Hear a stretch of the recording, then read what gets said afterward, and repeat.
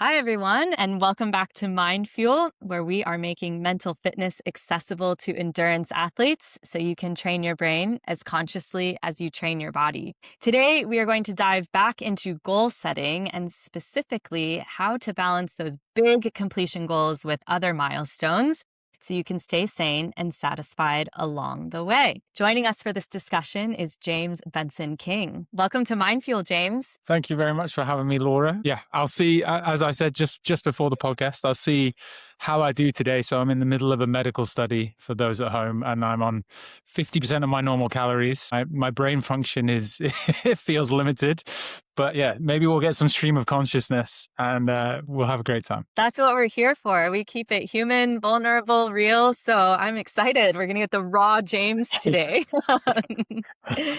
We like to start every episode here by asking our guests to introduce themselves, but not by telling us what you do.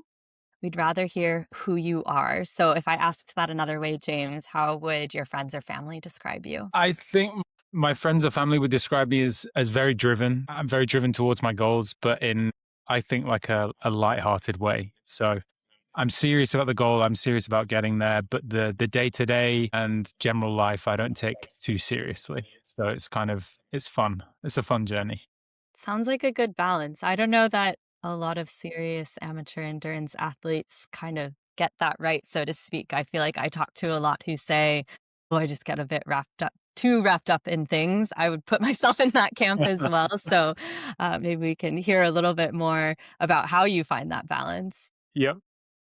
Can you tell us a bit more about your relationship to sport? I think my relationship to sports has been quite complex. So I grew up with a heart condition, which I think held me back in early sports, and that could be one of the reasons why I approach it in a lighthearted way, because that was so serious that I kind of almost need to bring this fun side to it. But initially, kind of sports for me was team sports, rugby, contact sports when I grew up. And it was only in my kind of mid-20s that I started venturing into endurance sports. And I think that's because I started kind of trusting my body again after my heart condition and really felt like I could push into these like upper heart zones that I'd never visited before in a fun way. And normally when my heart rate was above 180, it was a cause for concern. And so once I started to trust my body and knew I could push it to these places, endurance sports was unlocked for me. And it's been a slow kind of journey. It didn't kind of jump straight in, did some challenges, and kind of I've built from there to where I am now. Cool. Well, tell us more. You call yourself an endurance explorer, so tell us a bit more about how you've built up to that. What does that mean, and what kinds of things are you doing in your explorations? So I think the endurance explorer label comes to me. I mean, the bike is my chosen vehicle of transport for these adventures that I go on. But I think the explorer kind of comes from two things. And the first is that really it's these endurance adventures that I go on are like a self-exploration. So the challenge is there to kind of for me to explore who I am and kind of do some inner work and ultimately understand more about myself, I think. And that's why the bike is kind of just the paintbrush I choose to do that. I'm constantly looking around at the world and seeing how other people challenge themselves, like mountain climbers. And like when I was in Chamonix recently, I saw these like fast speed skiers, I think they're called them. And I look at all these challenges and they all set my like creative juices flowing as to maybe I'll choose them. So I don't know fully what it's not, I'm not an endurance cyclist, I would say, because one day I might swap to another form of travel, but really it's that underlying, the challenge is an inner journey, I think. And that's why I tended to lean towards that explanation of endurance explorer. I think as well, because the challenges I pick and tend to prefer, I do organized races, but I think for me, the solo aspect of being completely solo in the middle of nature is a big part of it, and kind of pushing those boundaries of not just for myself, but kind of like anybody's boundaries. Nobody's been there before. Yeah.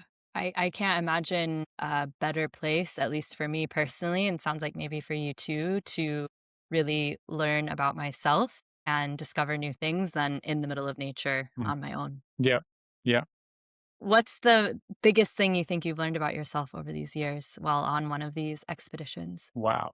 I think Probably the biggest one was in South America, just because I'd gone on my Alaska to Argentina trip.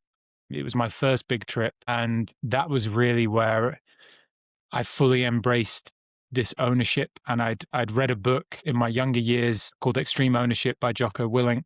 And it was this idea of owning everything within your space. And I'd applied it in the business sense. I'd applied it with like family problems and friend problems. But that was like taking it to another level.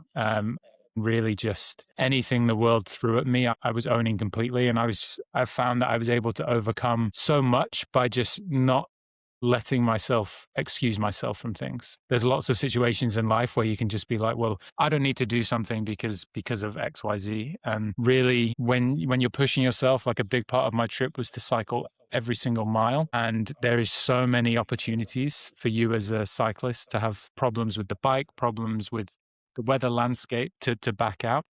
That was when the big lesson was kind of owning everything. You can overcome anything. Wow. That's really, really powerful. Thank you for sharing.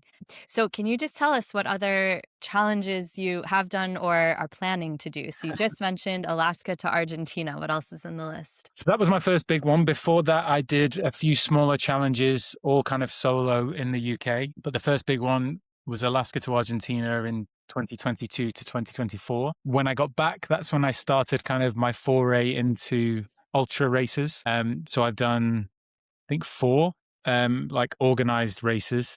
One that was around 500 kilometers, one that was 700 kilometers. And then my biggest one was Via Race last year, which was 4,000 kilometers. And that took me 10 days and 18 hours, something like that. Which was, I think that might be the hardest I've ever pushed myself in a competition. And then the other big challenge I did last year was I set a Guinness World Record for the fastest time from sea level to the world's highest road. Congratulations. Where was that? That was in India. So it was from the Gulf of Kambat, so right on the coastline, all the way up to Umlingla, which is the world's highest road, or was. Cool. The Indians built another road, which is just slightly higher. So I need to go back and cycle to that. Yeah, they're tempting you back. And so we are recording this at the end of May 2026, and you have quite a big thing coming up later this year. Would you like to I've tell us forgotten about that? my big thing is I'm aiming to be the first person to cycle unsupported to the South Pole. So that is a trip from like the edge of the continent in Antarctica to the South Pole. It's about 1,000 kilometers. I'll carry absolutely everything I need in a sled on the back of the bike, it's going to take about 2 months, I think, to complete. Yeah, it's going to be wild. Other level. How do you pick these challenges, James? I think it's partly simple and partly calculated. This one was simple in terms of it's the hardest thing I could think of. So that on paper that was why I chose it, and that's kind of how it came to mind. But I read about it and did some research into whether I thought it was possible, and the main thing was, did I think I would grow for it? A lot of people have asked why, if I did Alaska to Argentina, why am I not interested in like Cairo to Cape Town or London to Singapore? And the honest answer is because I kind of feel like I wouldn't learn anything about myself. Like I'd love the travel aspect and seeing these places, but I've kind of done the long distance tour. And unless there would be like another underlying purpose of why I'm doing it, I don't think it would challenge me. And therefore not that I'd get bored, but I think I need that, like the goal. So I went to a harder continent than those two, and then, yeah, that's Antarctica.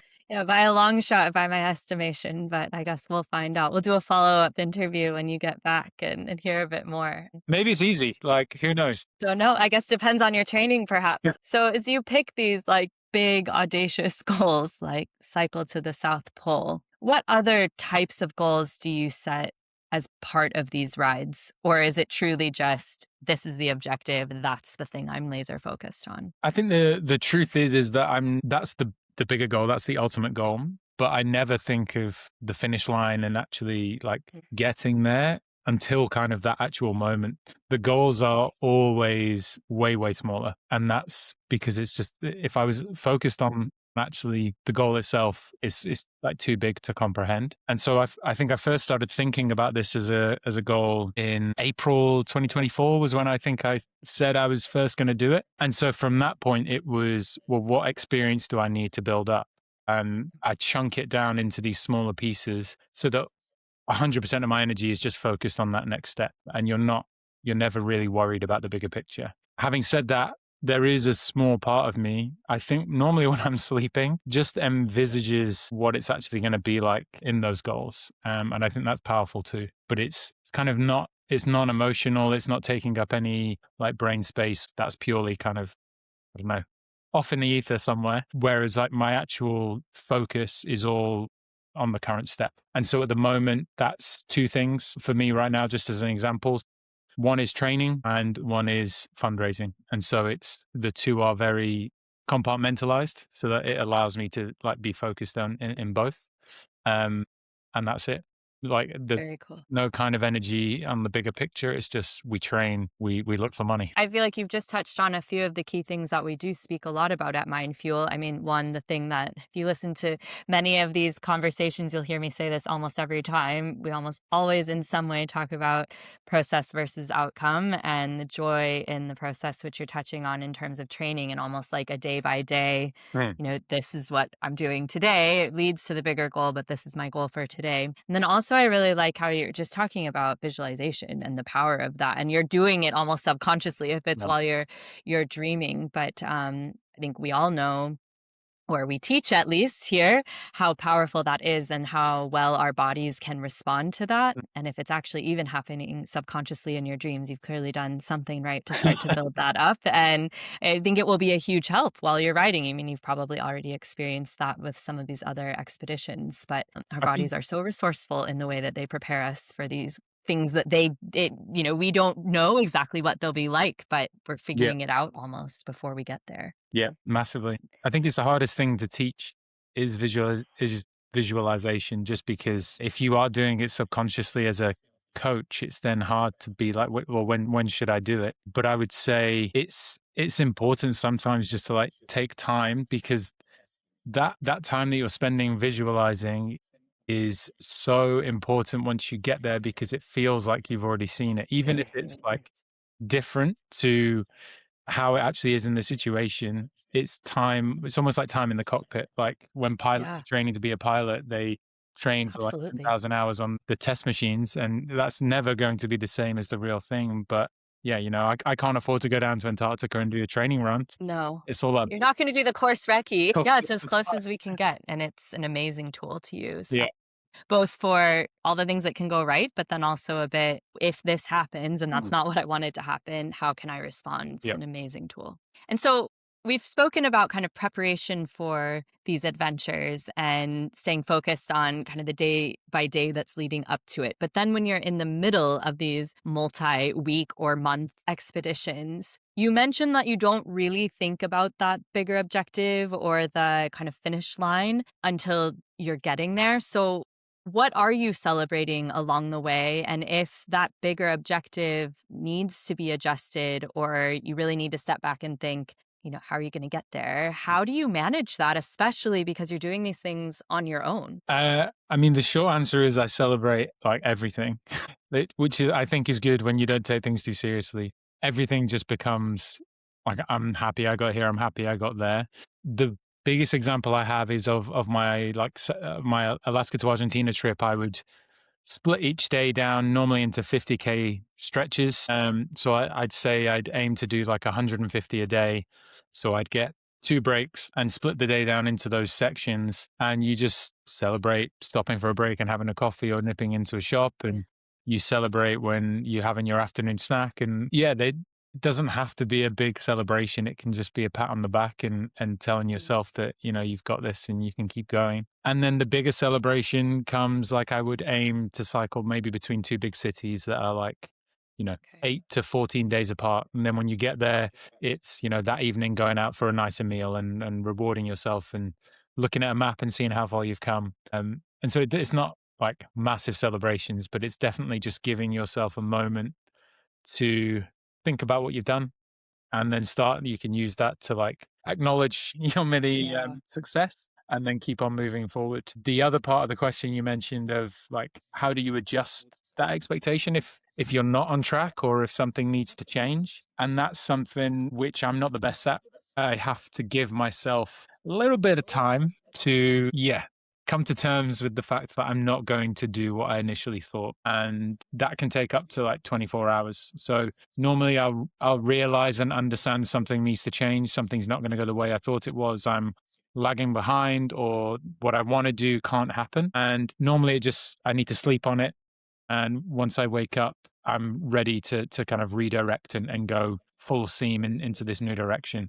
Um, but I think the key message there is like nobody ever wants to like know they've failed or not necessarily failed. It's not a nice feeling. And I think you can make some bad decisions in that moment. Whereas if you understand and accept that you might not feel great now, but just give yourself a bit of space to process and come to terms with that change. And I say that as a very stubborn man. Like I don't like doing that. I don't like admitting it. The biggest example I have was I would set challenges from Alaska to Argentina to make things even harder. So like it wasn't just that I wanted to go to like cycle from the highest northern point and cycle every mile to the most southern point.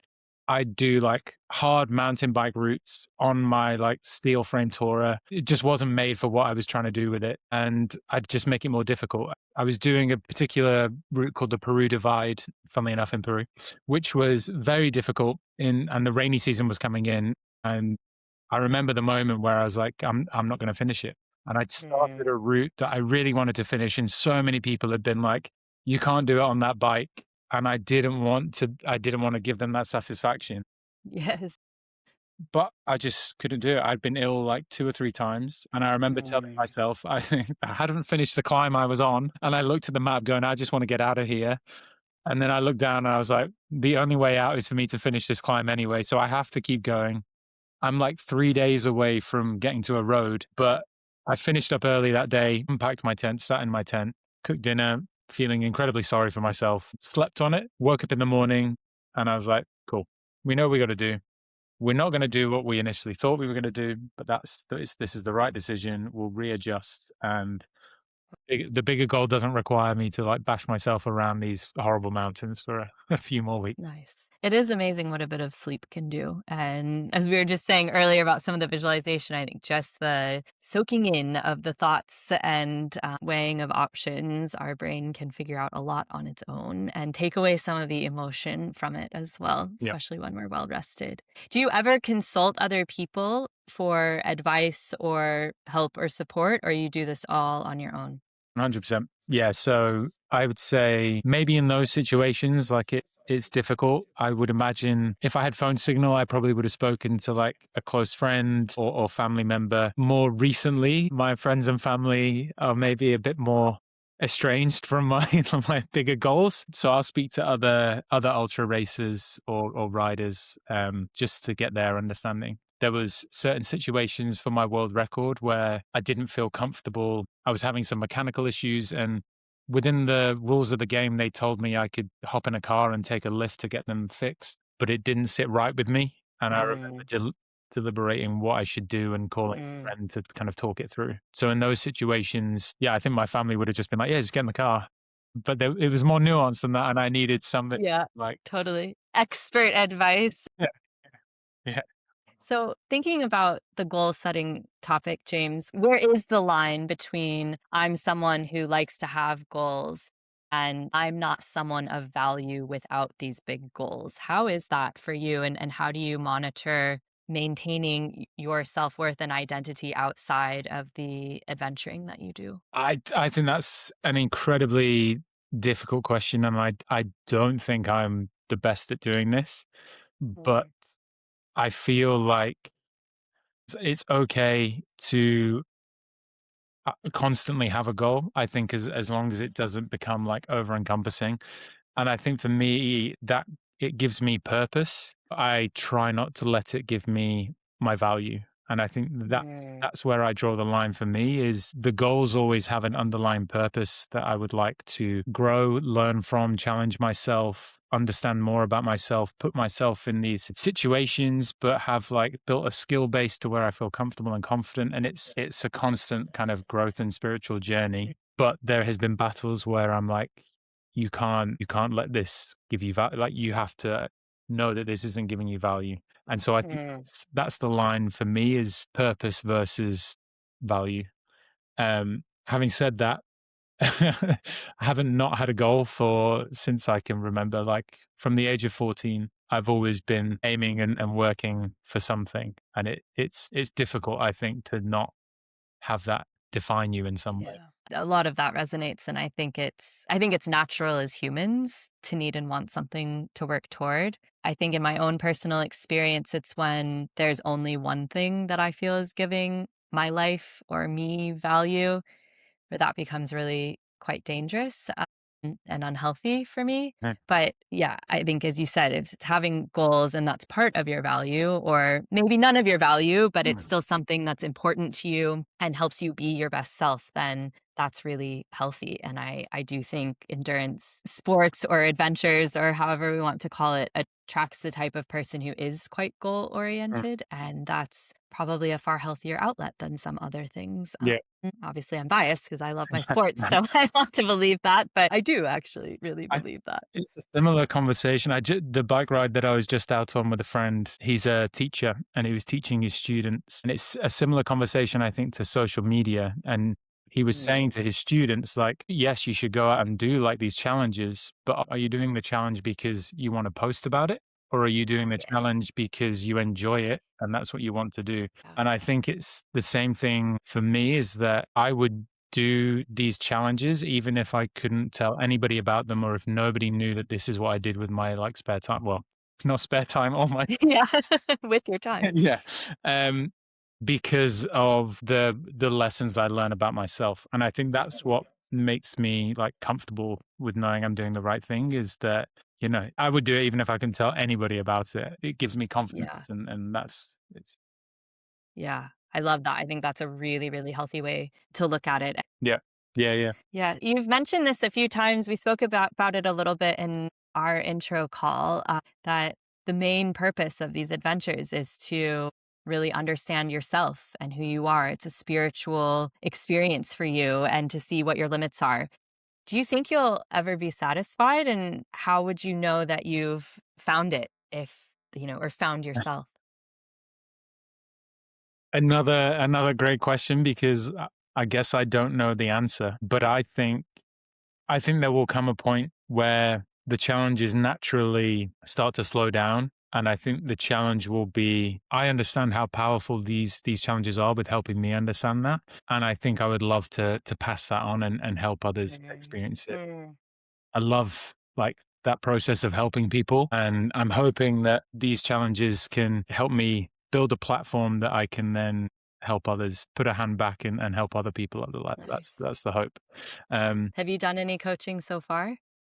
I think it naturally happens, but I'm very aware that I don't feel like I should charge people anything other than a smile. Like I just yeah, I don't feel professional enough, but I'd love to delve a bit more into it, I think, and because yeah, I've accrued a load of knowledge, so I still Yeah. sometimes think of myself as like this, bumbling cyclist at the start of my Alaska trip that doesn't know anything, and it's only when like people ask me a question about I don't know, like a tent setup for a bikepacking trip that I realize I have quite a lot to say about that. And I'm like, oh, maybe you do know stuff. So yeah, sometimes I have to take a step back and kind of look at how far I've come. But I think I'd like to definitely once I feel like the challenges have started to slow, maybe I can lean into coaching and yeah, help Nice. some other people. Yeah, that's lovely. And isn't it always the way? We go really deep on something ourselves and can see there's still all this stuff we want to learn, and we don't give ourselves credit for the vast amount of knowledge we already have and the foundation that we're working with.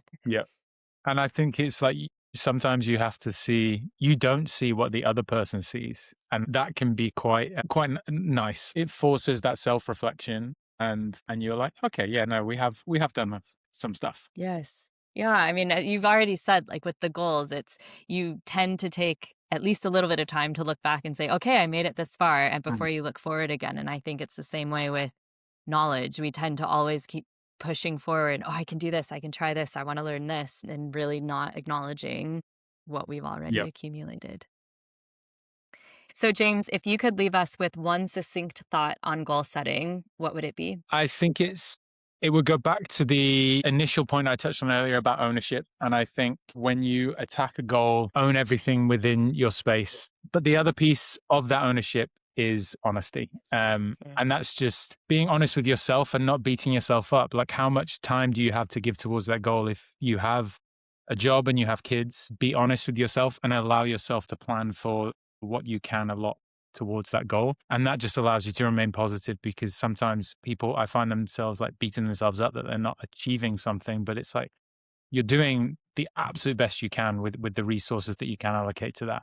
And sometimes it's being honest with yourself of like, how much am I really willing to give towards this goal? Because some people Mm. want to shoot for the stars and they might have all the time in the world, but they're not putting all of the energy they can into it. And so be honest with yourself on all fronts. And it's just that self reflection then. So I would say succinctly, honesty and ownership. Sage advice. Thank you so much. James, where can we follow along your adventures? And if people want to connect with you and hear more, where should they do that? So I am on Instagram and YouTube under my name now. So James Benson-King. And then my website is www.jamesbensonking.com. Awesome. Well, as always, we will put all of that information on the experts section of our website, as well as in the show notes. So I will be following along James's adventure in Antarctica. I hope all of you will too. And thank you so much for joining us today and sharing your wisdom about goal setting and really just about attacking anything that you feel passionate about trying. Thank you. If any of this resonated with you, please do like this episode, subscribe to our channel, or follow us on Spotify. And as always, if you have any follow-up comments or questions, you can post them in the comments on the episode or email us at connect@mindfuel.fit. If you haven't already, do check out the other content. Let us know what else would be useful for you. And head over to our website at mindfuel.fit to join our mailing list. James, thank you again so much. Thanks to all of you for joining. Happy and healthy training, and we will see you next time.